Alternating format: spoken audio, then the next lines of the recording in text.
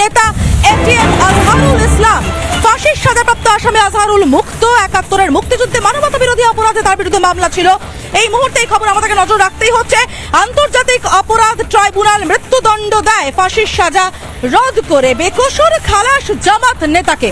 এই আজহারুল ইসলাম ছিল রংপুরের এবং 1971 সালেও আজহারুল ইসলাম পাকিস্তানিদের সাথে ছিল।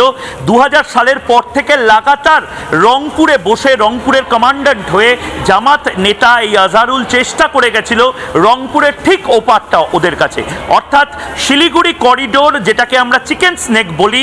ভারতের চিকেন স্নেককে বিচ্ছিন্ন করার পেছনে যারা যারা ছিল তাদের মধ্যে থেকে অন্যতম এই আজহারুল ইসলাম। আবারও বলছি, ভারতের চিকেন স্নেককে বিচ্ছিন্ন করার পেছনে যারা যারা ছিল তাদের মধ্যে থেকে অন্যতম এই আজহারুল ইসলাম, যে আজহারুল ইসলামকে মৃত্যুদণ্ড সাজাপ্রাপ্ত একজন, তাকে আজকে ছেড়ে দিল। এবং আজহারুল ইসলাম কিন্তু ঢাকাতে এসে নিজের রিটায়ারমেন্ট লাইফ কাটাবে না। আজহারুল ইসলাম, আমার কাছে যা খবর আছে, সে আবার রংপুরে ফিরে যাচ্ছে।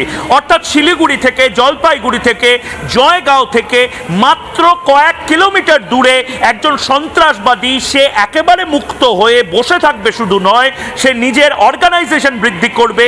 একটা সময় সে চিকেন স্নেককে কেটে দেওয়ার চেষ্টা করেছিল, শিলিগুড়ি করিডোরকে কেটে দেওয়ার চেষ্টা করেছিল, আবার সেই একই কাজকর্ম করতে পারে।